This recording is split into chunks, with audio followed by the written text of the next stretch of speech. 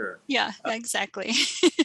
So, Kathy, many of the financial advisors that we meet come through, are often independent. And they come through a channel like an Ameriprise or a Merrill Lynch or Morgan Stanley. But you came through a completely different outlet. You came through a planning firm. So I tell us did. about that and how you got started. Well, I had the good fortune to discover financial planning as a profession in college, where I went to Purdue University and they had a financial planning major. I started off as an economics major and ran into a student that used to be in my classes. I'm like, why are you not in my economics classes? And she said, I changed my major to financial planning. I said, what is that? So I've learned a lot since then, but I took a personal finance class at Purdue and I thought, oh my gosh, I cannot believe you can do this for a living. So I Yeah. changed my major immediately. I loved the numbers, but I loved the people piece. And I think in like that, I'm like a detective at heart. I loved like discovering like what was going on in their finances and finding ways to help them. So I back then I think there were about a dozen schools that had the major. So I from there just connected with financial planners and worked for a firm in the Chicago area. Carol Mhm. Pankros is her name. Okay. And so I had like direct experience with the owner. I was her first employee and just really got that hands-on experience, and Yeah. then worked into other firms like Deloitte and Touche and KPMG, where they had financial planning divisions. And that gave me a lot of corporate experience and working with corporate executives. And then I moved into a family office, which was founded for the Bell family, who founded General Mills, the company, but they had expanded it to other high net worth families. So that gave me great experience on family giving and generational planning, as they bring in usually multiple generations into those family offices. And then there, that from the partners were like in disagreements and went their own way.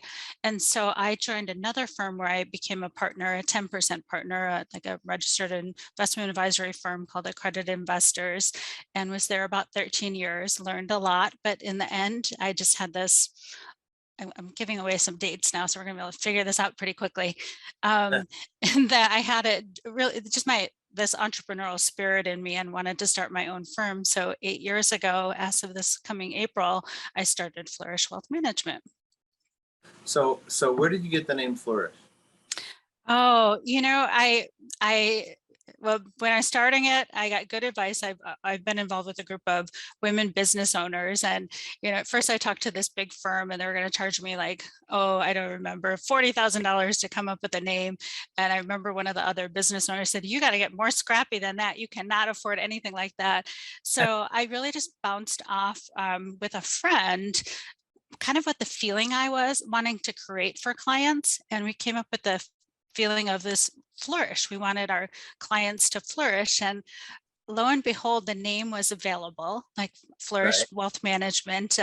Back then, we actually trademarked Flourish. We trademarked Flourish in the financial space, and so we there's a couple little violators out there, but I'm aware of them. I don't have to like do the cease and desist on the name quite yet because they're very small. But yeah, I love the name and what it felt like to flourish in life, and it was like perfect. So it says, and the words officially say, flourish embodies the fruition of that dream and builds off a vast foundation of insight and experience. Yeah. That's great. Yay. Great. Well, good. Well, that's exciting. And you're right. It's a very unique name, and so people probably won't be jumping all over you, which is really cool. Yeah. Um, Great. So we talked earlier, and I think I get the sense, and you kind of alluded to this, that your job is really not just to be like a market person. You're really to help their entire life, isn't it? Mhm. Tell us a little bit about like the holistic view of how you run things. Yeah, and that was really important to me as thought through the process. I feel that the technical side, like understanding the investment strategy and the tax strategy and like what's happening on their estate front or making sure they have the right insurance protection, super important. But what I saw get in the way is like the emotional piece or how they would talk about money or their avoidance of money. And so I really wanted to uncover more about each individual's personal money story, and how each person in the couple like have their own stories and how they come together. So we use a lot of tools from a group called Money Quotient, and they have things like, your personal money story, how you've dealt with transitions in the past, a wheel of life, which is really looking at your life from all areas, from like your health, your purpose, family, community. There's like 10 different areas, and people rank their satisfaction on those areas. And we use that wheel to understand what else they might want to create for themselves, and then go into a whole goal setting process. And so that piece, then complemented with the technical, really cements our relationship and allows us to do, even better planning as we dig into like their personal story. It sounds like you're so personal and you get so deep with clients. I bet you don't lose many investors. You know, No, we really don't. I'm thinking of just a client who unfortunately passed away, but yeah, we do keep clients, which is really nice. very nice. Now, you met your husband in this investment world as well. hmm I did.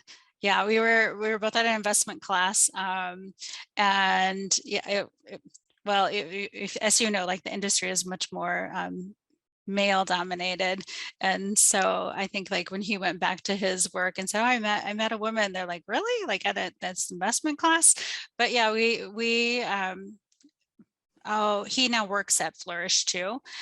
So he's part of the firm and he leads our investments.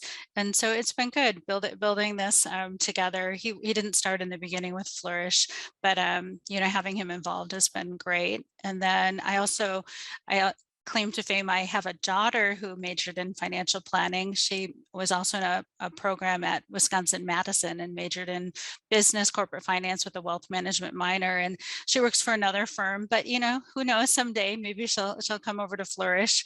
So we'll have to kind of work on like the family aspect of business. But it's exciting because when she was in high school, she said, "Your job is so boring, I would never do it." And I'm like, "It's not." But she was 16, so she didn't really listen to me. But turns out she took an aptitude test, said she'd be a great financial planner, and she took a class in psychology. And she's Okay. like, "I love this psychology," which a lot of it does relate to what we do in planning. It has a lot of psychology to it.